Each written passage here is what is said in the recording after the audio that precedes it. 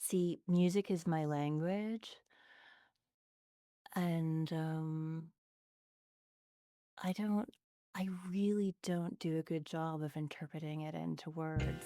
This is a podcast called Walk, Talk, Listen. An attempt to connect people and make this world a bit better by sharing opinions and experiences based on the belief that everyone's perspective is true, albeit partial. My name is Maurice Bloem, and I would like to welcome you to yet another episode of Walk, Talk, Listen.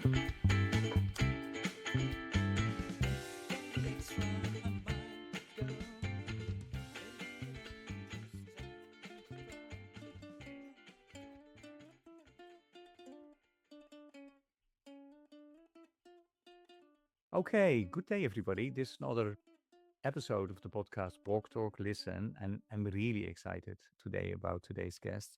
And my, you listeners know that I'm biased towards musicians; that those are my favorite guests. And today we have another musician who will introduce herself. Yeah, Anne, please go ahead.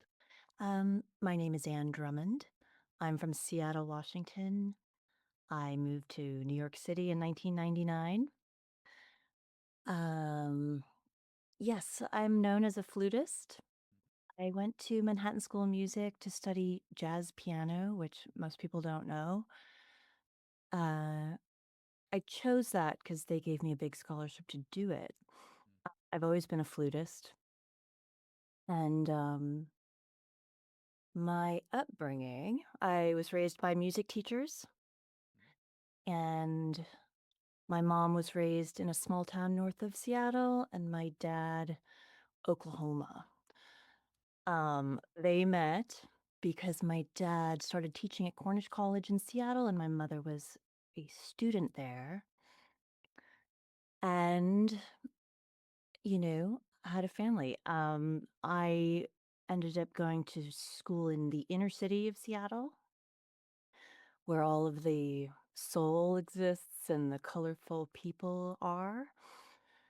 And this was the 90s when there was a busing program where they would bus kids from the outer parts of cities, at least on the West Coast, existed, into the inner cities in an attempt to kind of integrate, which, if you ask me, it was an incredible success. Mm. I would not trade my education for anything. Um, And any? Do you have any siblings, or did you grow up alone? I, I mean, I was, alone with your parents? yeah, I grew up with two older sisters, Okay. who I'm very close with, Hmm. and yeah, so I feel like I by the time, the last child rolls around, parents have kind of figured it out and found where the good institutions are. So I feel kind of like I was fortunate to have rolled into these schools that they didn't really get a chance to attend. But Are you much younger than your sisters? one is 9 years older, one is 2 years older, and I actually have Okay. another one. I have siblings. I have a Okay. brother much older and a half Yeah. sister. Anyways, um, and they're all amazing people, but I grew up closely with two sisters. And so there's that. And I always knew I would live in New York. Somehow, Mm. from a very young age, I always knew I would live in New York City. And here I am. Yeah. And during your upbringing, what role did, I mean, you said you were close, and especially with two sisters. But can you explain a little bit more in terms of, how they played a role in shaping who you are today? Mm. Uh, showing me the ropes, when my parents were working, um, we would just all kind of put each other in our places in ways that only family can do. And I think that's really valuable. I see my own daughters doing that with each other. And uh, and just kind of besties, and which certainly are now. Sometimes it takes time to get to that point of being kind of best friends, uh, but we're so lucky. But I did want to mention my teachers, particularly my middle school band director, Robert E. Natt, who recently passed away, sadly. But I mean, talk about someone shaping who I am. And many of his students will, and it's hard for me to even talk about him because it makes me so emotional. Mm. But so the reason I play jazz flute is because of him.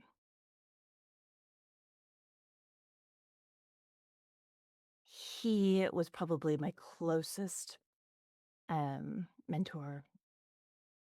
You know, from that very impressionable stage of when you're in sixth, seventh, eighth grade, you're kind of figuring out who you are, and you're in that stage where some kids are bullies, and you're figuring out where you kind of live in society, or that little society of whatever school you're at. And but there was also kind of renaissance happening in Seattle in the 90s that I was very much a part of.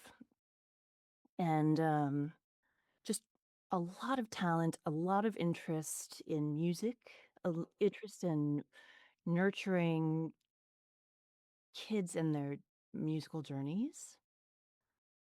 And even the outside world of Seattle, from the New York Times to local publications to nonprofits to everybody was excited by what we were doing because we were doing it at a very high level because of this man, Mm. Natt. And so I lived in the band room, and he talk about a bestie. He was a bestie to all of us. And so, yeah, the biggest takeaway from my Seattle experience was my middle school years. It was Mm. less family. Of course, you had family, you had siblings, you had parents, Yeah. supportive, yes. But inspirational teachers are, Mm. I think, in Yeah.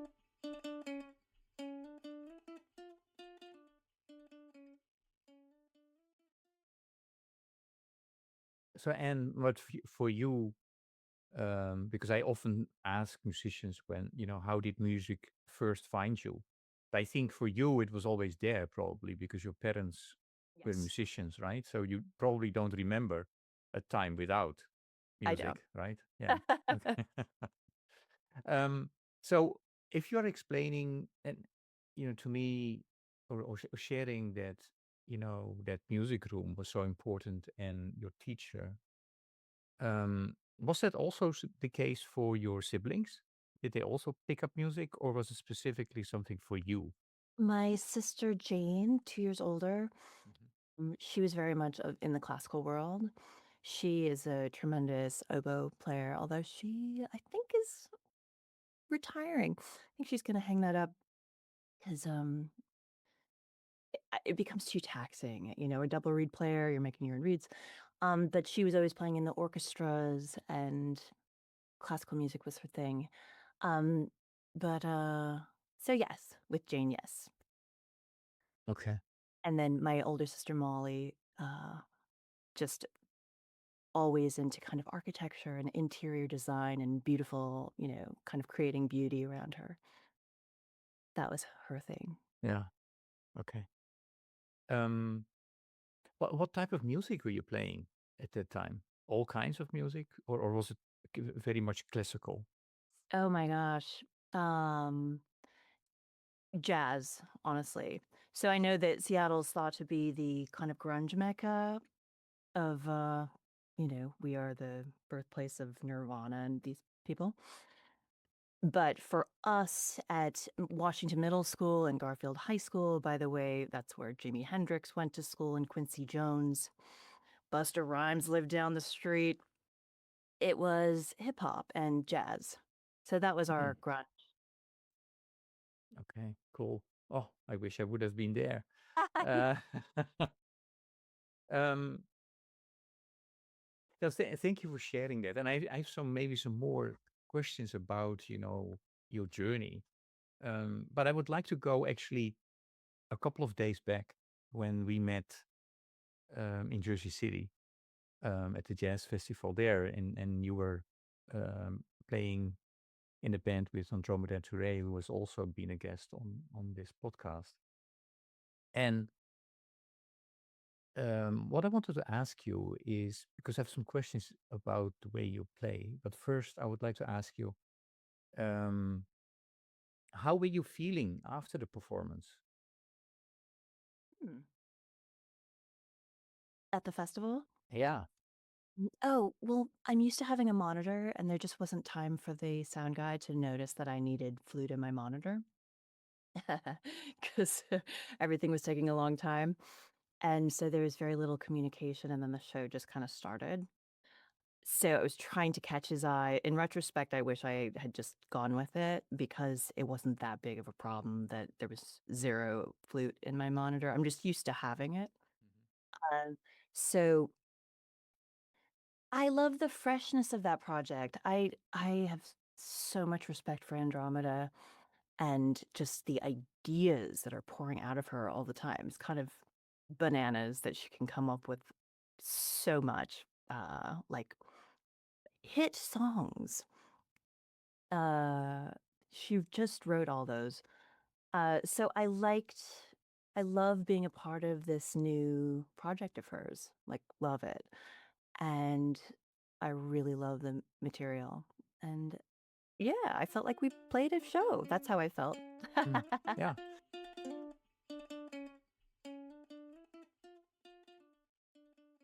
And if you have to explain to the listeners, what, okay, Maurice, you were there, Anne was there, but what are you speaking about? What type of music is that? What type of project? How would you summarize that in one or two sentences? You Oh know my. what? Well, she is trying to get people into their bodies and stop thinking about whatever happened yesterday or Trump's war or what I need to do tomorrow. It's kind of like with the bowls.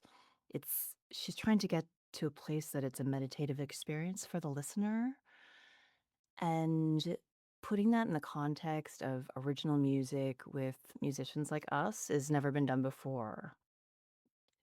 That's more than 2 sentences. No, no, no. This was great. This is, I think, very helpful for the Yeah. listeners.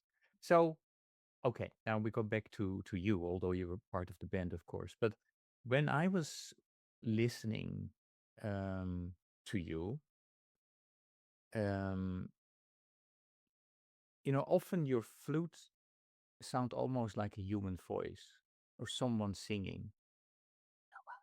So That's my question to you is that something you consciously pursue? Or is that simply, how your musical voice has evolved? right. That's just how I play, and uh I think I am incredibly unique as a flutist, uh, and I have a reason for that.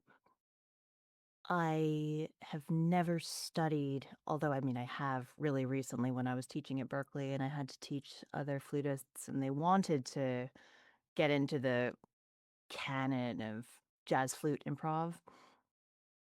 But prior to that, I my transcriptions were of guitar players, pianists, saxophone players.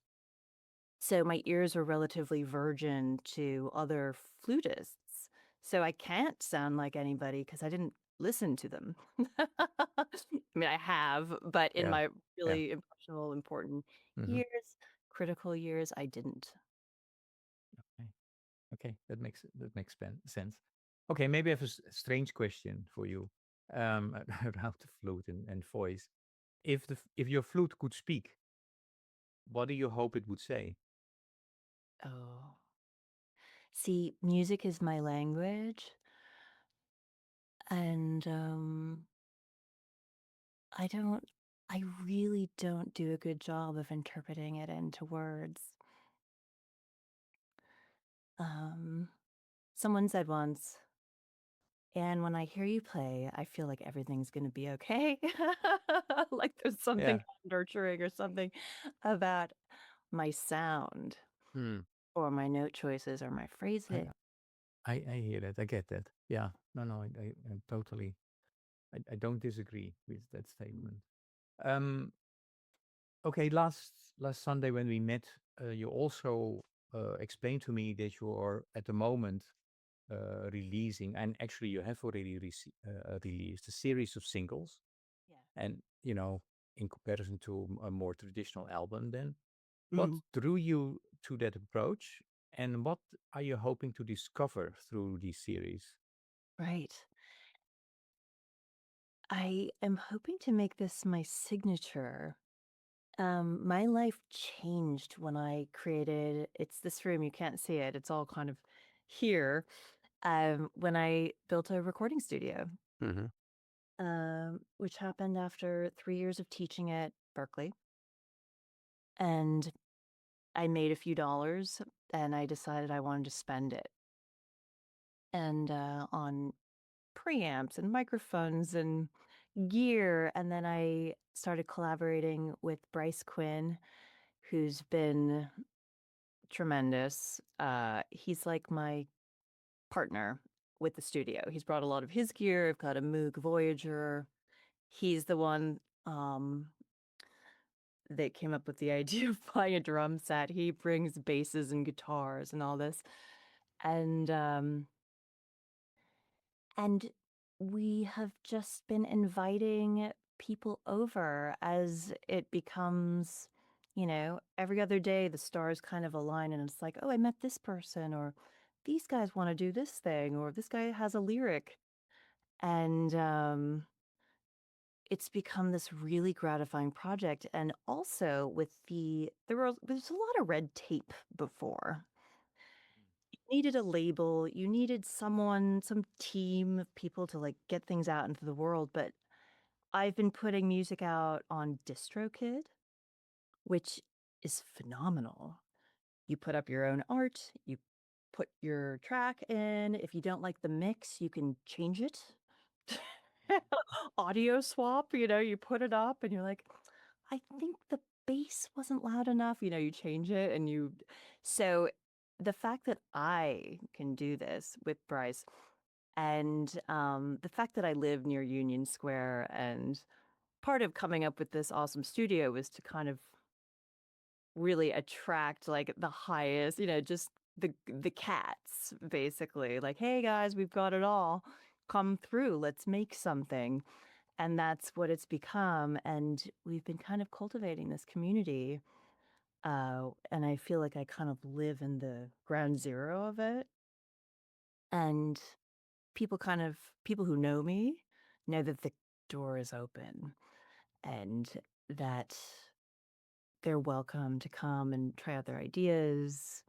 And each of these songs or pieces, it's kind of an egalitarian effort. It's not about me, a little bit because I'm kind of producing it, but I'm not going to throw flute on everything if that's not what the song needs. There may be very little flute on it, Mm. that song, if that's not what's called for. But musically speaking, there's a handful of these singles that will become an album. But aside from that, like a podcast, I want to release a single, as frequently as I can. Hmm. Cool. And yeah, I should really encourage the listeners to check your singles out. Yes, I mean, you sent, yeah. Sorry. I'm so proud of them. I really am. Yeah, no. And I mean, just for the listeners, you sent me your song "People," uh, Yes. a couple of hours ago, and actually I had listened to that already several times, and the last 2 days I'm back into running, and I'm listening to your singles while doing that. So, and it's, yeah, You, you you really have feel good afterwards. So. Thank you. Thank you. Maybe we talk about then one of the songs, the song that you sent to me, people. Right. Yeah, but I think there is a message that you're trying to provide to the people as well, to the listeners.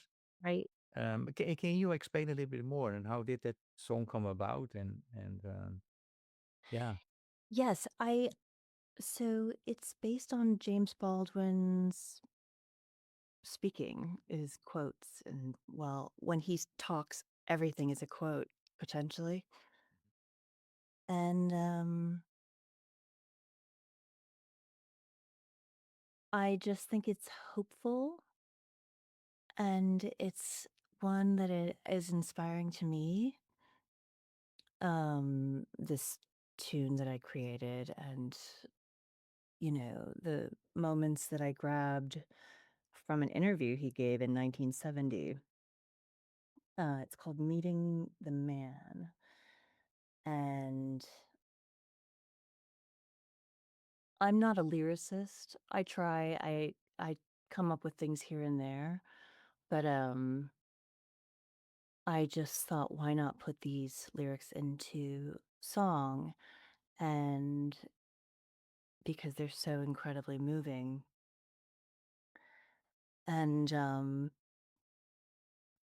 I love James Baldwin because he actually reminds me a lot of Mr. Natt, my band director from middle school. Always like seeking truth and valuing education and children, and never pointing fingers. And in the case of James Baldwin, truly inspiring, and the community around him, I think, stands out to me.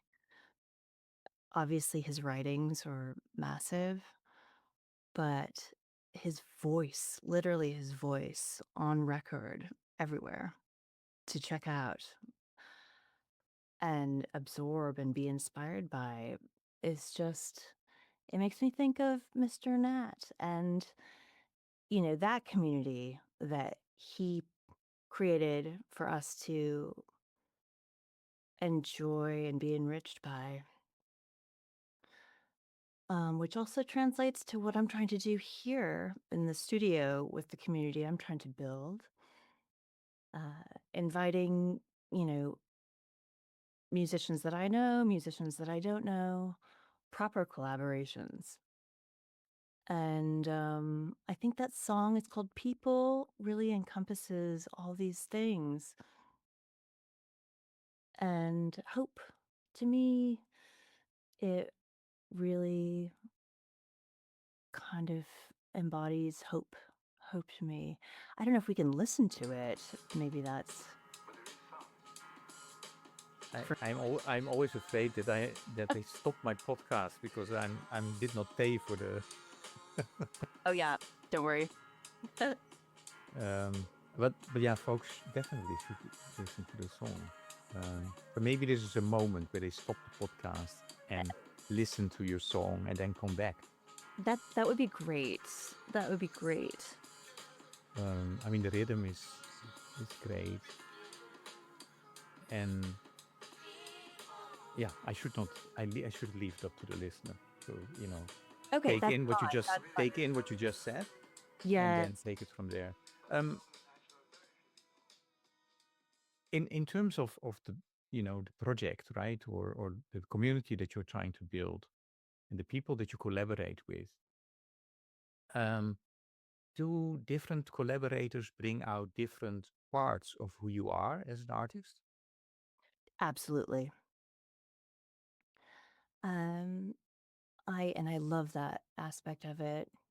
So there's another track that as I do more, it becomes the rate of which these songs come to fruition is much shorter. One I really love is called "Where Did the Love Go?" And that happened so fast. This amazing pianist and vocalist came from Bristol, Tennessee, excuse me. And he's like in his early 20s. And he came and he sang that lyric, his lyric, and came up with this chord combination, this riff. And I just took it from there, and it became this sort of bluegrass song. Whereas my 95-year-old grandmother who plays the bass, they're in a bluegrass band. Like, it's somewhere in my roots, but I was never participating. Um, and this song, he got his friends from Bristol, Tennessee to contribute to it. And it's this amazing kind of bluegrass. So that's, one example Mm-hmm. of me out of my element Yeah. that I just like adored.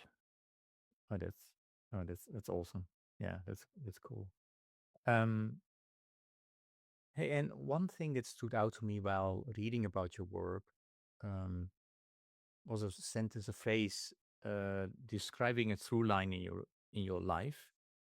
I think you said, I don't know if you said this. I think I read it somewhere that was about you, was listening across genres, across disciplines, across distances. So has listening always been central to who you are? Or is that something that you discovered through music, although music has always been around? I get that. Mhm. Across genres, across distances. You know, I don't know where that came from, but I like it. I think I don't love categorizing styles Hmm. or things, maybe styles, but like jazz, for example, I don't like that term. It's too large of an umbrella. People don't know what it means if you don't know. There's too many subcategories within it, so it's not enough information. Um, Gosh, I really don't know how to answer that question. That might be some AI bit. That was love AI, but I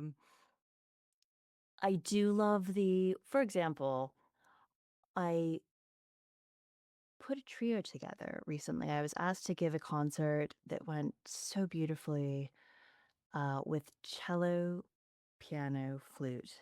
I got Brian Marcella, Ruben Codelli to join me. We had a few rehearsals, put together two sets of like really crossover, for lack of a better term, um, music. We played Messiaen.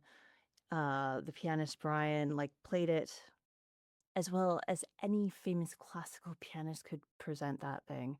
And we wove it in with improvisation in the style, and it was gorgeous. Yeah.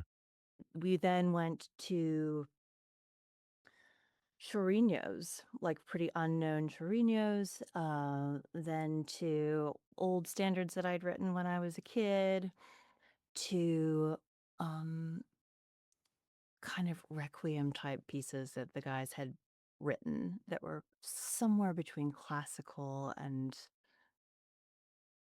other things. Hmm. So to answer sort of your question, like I found a place to be expansive Hmm. in a live presentation, and I'm really excited about that trio. We played the gig, it was awesome, and now we're just trying to figure out how to play more. We're, probably Yeah, will record an album.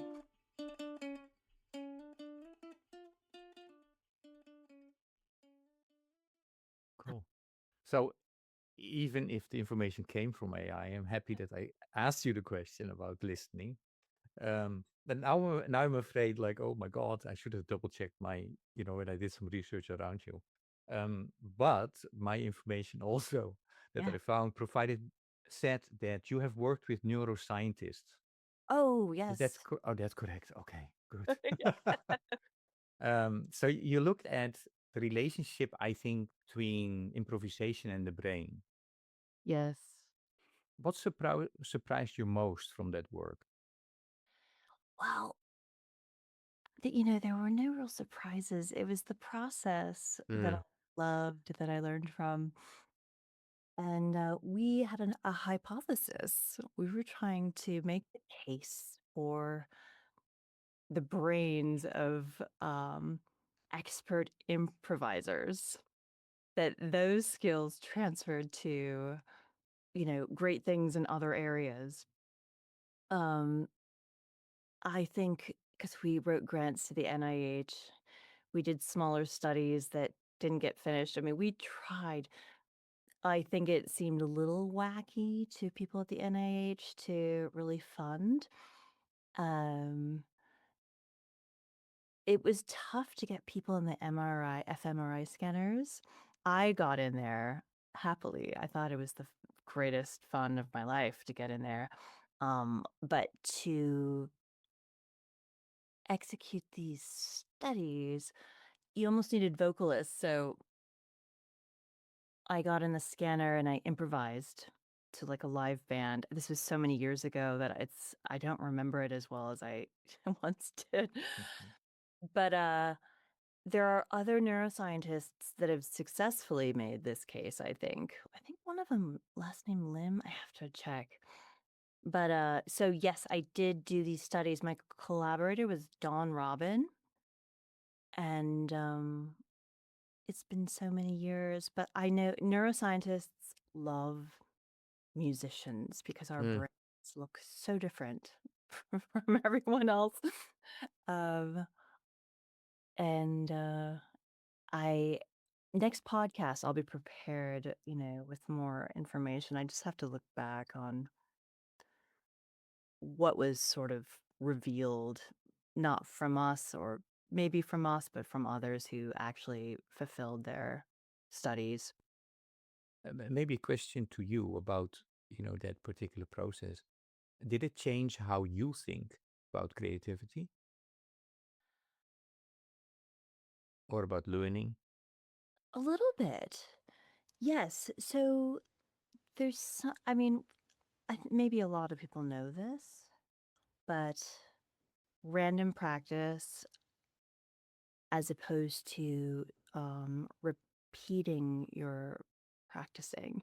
So if I play a scale the same way every day, I'm not going to get better at anything. But if I play that scale differently each day, I will get that scale hardwired in my brain because each day I play that scale starting from a different pitch or maybe in a different key. So repetitive practice doesn't help us. So that's well known in the neuroscientist community. Um, so that was one like really good takeaway I could share with my students and just for myself, Hmm. if that's helpful. Yeah. Yeah, yeah. No. Um, okay, I had a question about jazz, but then you said, oh, I you know, don't like that label. When I think about jazz, Okay. I think about listening, responding, and improvisation. I mean, those are the words that come to my mind. Hmm. Um, and if that resonates with you as well a little bit, um, I have a question about improvisation. Um, has improvisation helps you with navigating uncertainty in life?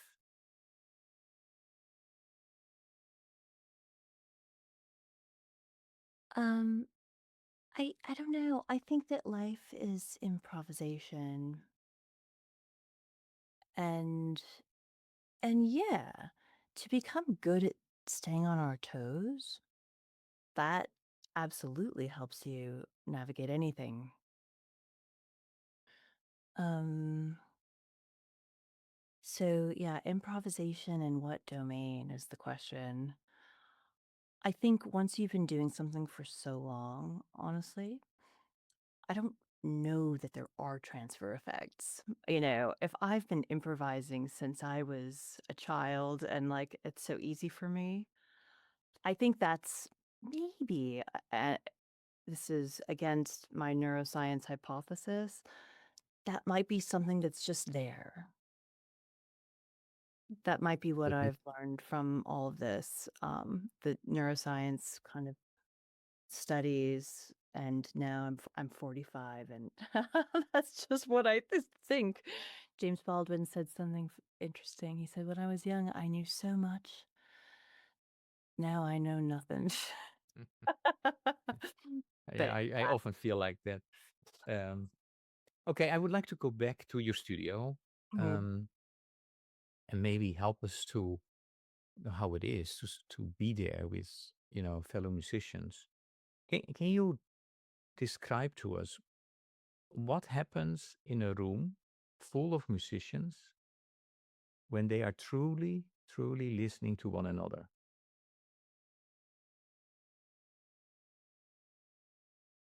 Mm.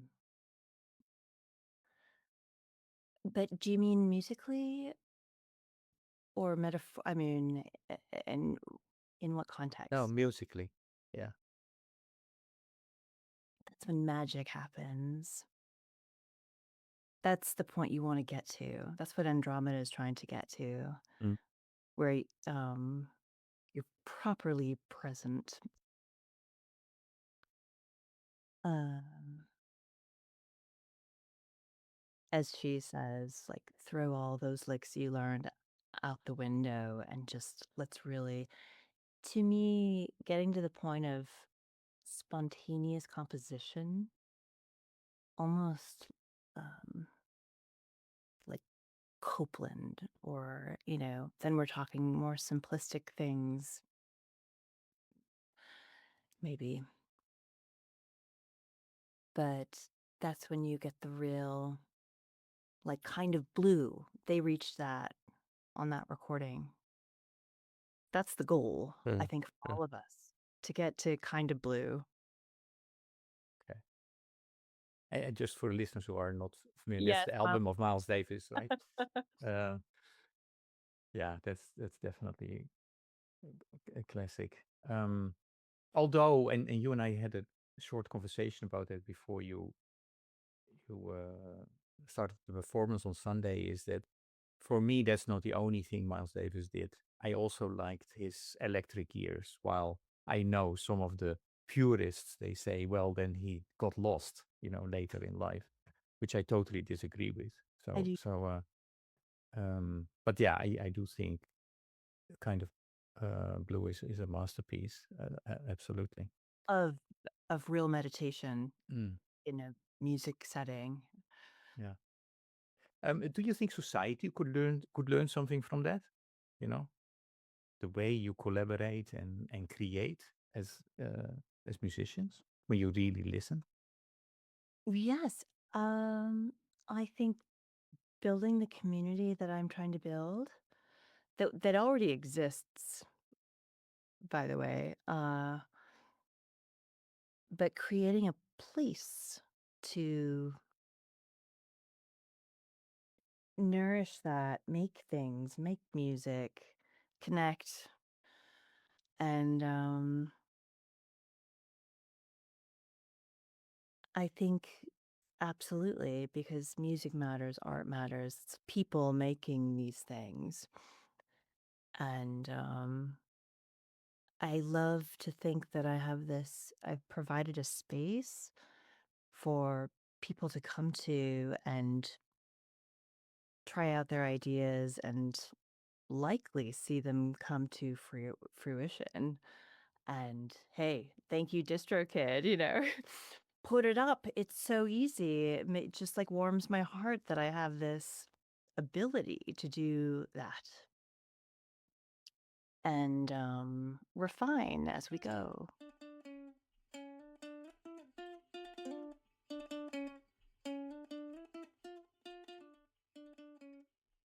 Right? I'm what I hope this podcast is contributing to is connecting people, and when they are connected, they can start talking, dialogue. And especially in this world where there's so much polarization, I think that's really necessary. And so Mhm. I hope that this podcast contributes a little bit to that. We are connected. I connect you with the listeners. I would like to connect you with the previous guest, and the previous guest has a question for you. Well, I think I would ask them exactly what I just basically said, you know. Where are you in your work in terms of recognizing the implications of, I wouldn't put it this way, of not being awake or not being present. You know, we might have to have a, you know, because so much of what people are doing is good work, but they're not aware of their own impact on it and their own biases and their own personality and the true motivations for why they're doing it. I love that. Gosh, I do need to meditate. It's like I can't believe we're even talking about this because anyone who really knows me thinks like, Anne, you need to meditate. um, which is the goal, to get there, to be really present. But I do feel present when I'm with my kids, when I'm talking to you right now, when I'm with someone and we're, you know, sharing ideas and connecting. That's meditation for me. And making tracks in my studio, which is the greatest thing. I'm so happy to have the ability to do that now. That's more problem solving, I would say. I mean, we're starting new ideas, it feels fresh, but then it's like it's a lot of problem solving to finish the things with a lot of talent and creativity, of course. But where am I? So I saw that question. Where am I? And this might not be what he's going after, but I think I'm quietly hitting my stride to start. I don't like the limelight, so I'm not trying to the world know. But this position of kind of being producer and providing a space for people to come collaborate, make things is absolutely so gratifying. And I feel like all the years of studying music, playing solos with lots of notes, I'm here now. And this is what I want to do. Not to say that I don't actually love being sous chef to people's projects, because I really do. And I'm bringing this to that and doing that on a more mature level. Um, but does that answer your question at all? It's not my question, right? It's but I think you did. I think you did. Like Absolutely. right now, Yes. Yeah. it's Um, what I'm doing now. That's where I am. hey, and you spent years teaching and mentoring young musicians. Um, what do you see in your students today that gives you hope? And my students, oh my gosh, I just love them. Their appetite, they're so hungry for what this to learn, first of all. You cannot give them more information. It's like I'm studying to teach them. Like, what can I go learn so I can share it with them? Uh, that's the energy they bring because they are so excited. Um, so yeah, that alone gives me hope, but everything gives me hope. Waking up in the morning gives me hope. It's a new day. We're all here. Let's do a better job today than we did yesterday. And but being a mentor to my students, because I was that student who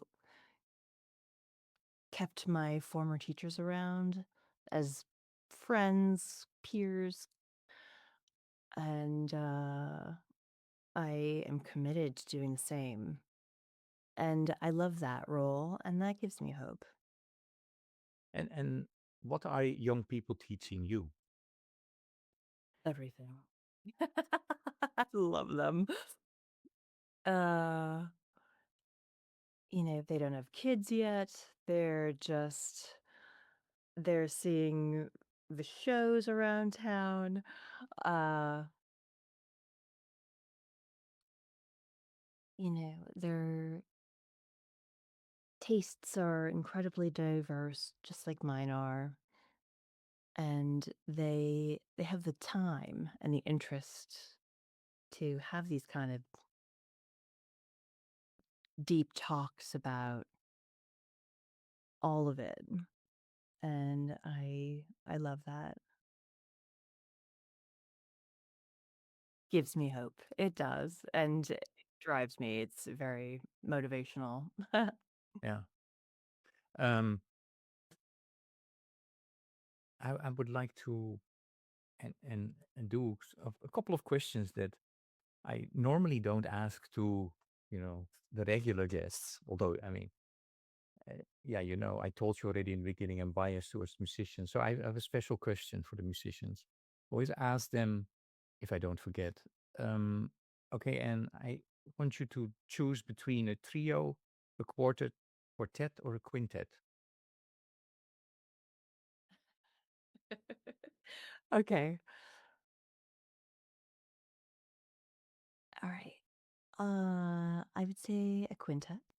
Okay. Then that quintet, if I ask you to assemble your dream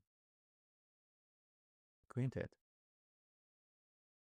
using any musicians in history, living or deceased, who would you choose? And would you be part of that band? Right. I'm gonna choose. Oh gosh, this is really tough, actually.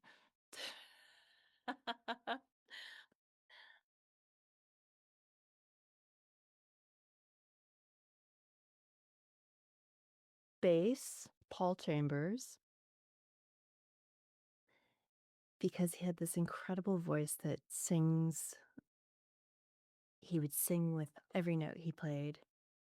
So I get both. I get two in one. I get bass Mhm. notes and vocals. Okay. And then I would pick, oh, I don't know. Maybe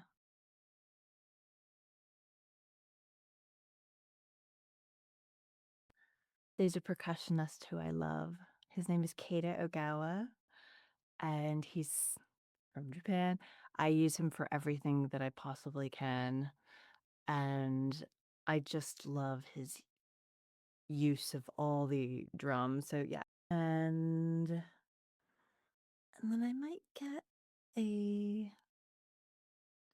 I'm trying to think of the name of the flamenco guitar player. Or maybe just Herbie Hancock. It might just be Herbie. So there you go. You got Paul, you got Herbie, you got Kata. And me. That's thr- And that's me. you said a quartet, huh? Or a quintet? Oh no, I thought I said quartet. Oh, quartet. Sorry, just my bad. Okay, then before I okay. Wow, cool. They And what conversation do you think would emerge among the four of you? talk about listening. Herbie's the master of that. Mm. He talks about how Miles would just play a wrong note, whether purposefully or not. And that just like opened this whole world of ideas for Herbie. Uh, so he epitomizes um, present improvisation to me. Then we are back to the question of the previous guest, I think. Um, did you have you ever played with Herbie? No, I have Okay, not. okay. Well, that will happen now with this dream band. So that's really going to be pretty cool. Um, And these conversations always go fast. But I did not ask you, by the way. It's good that I write these notes down for myself. Your question for the next guest. Oh, I didn't think of one, but can I get back to you on that? Well, within this time, yeah, we can before the end of our conversation. Um, what I also want to ask you is another music question: is if I ask you um, to select a piece of music or a song that represents for a big part of who you are, what you are about, which song or piece of music would it be and why? So I saw that question. There's no chance of me coming up with one. However, Yeah. I will give you one. It's my most recent composition that was just released. It's called Quintet for Two, um, meaning no chance of coming up with some like my musical tastes are so expansive that I couldn't. But I think my piece Quintet for Two that I just recorded and it was put out on Bright Shiny Things on an album called Motherload. All the composers are mothers. One of them is Nora Jones. There's 7 of us. It's a 9-minute piece of mine, Quintet for Two. I think that represents me because there are a few chapters within that piece Mhm. that it kind of goes around the globe of Uh, energies and styles. Um, if I were to do it again, I might add a, like more happier, like upbeat, although it is upbeat, but it is it is what it is. Sometimes when you're writing something, you can't fight it. It's like, oh, but I want a major chord. Well, sorry, that piece doesn't call for that. Too mhm. bad. Um, so yeah, Quintet for Two, which is a tribute to my twin daughters. Okay, Yeah. cool.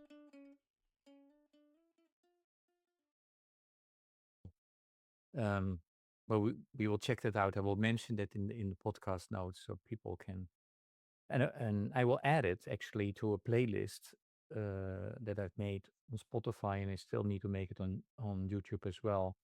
And though there are all the songs that have been picked by my guests, so that is from classical to hard rock to reggae to name it, hymns.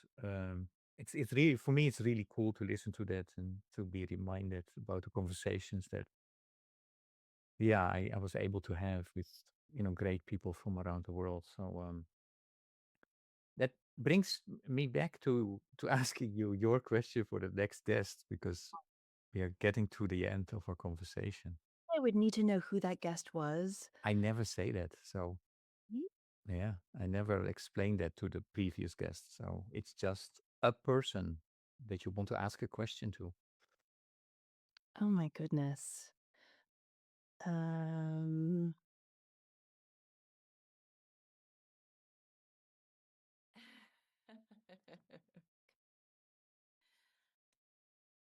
this is all making sense now. This is all putting it- Can I ask one that I saw already, which is what gives them hope? Yeah, of course. Okay. Yeah, before I thank you for today's conversation, um, yeah, is there a question that I did not ask you today that I should have asked you?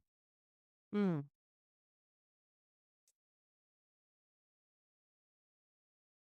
I mean, gosh, there's so many questions anyone could ask. So I'd say no. Okay. And then I would like to thank you for, your willingness to talk with me today, for everything you do, who you are. Um, I made a note for myself when you said, I don't like, or I don't want necessarily to be in the limelight. And so, which is kind of funny because um, as soon as you start playing the flute, and you're in the limelight. I mean, the way you play. the emotions that you are able to generate in your audience, when I listen to it at least, it's really astonishing and beautiful. So thank you for that, and keep doing what you do. And I really would like to invite the listeners to check out your music and buy it, listen to it, spread that news, and yeah, all the best. And looking forward to many more singles. Yes, me too. Me too. Take care. Bye You bye. Night.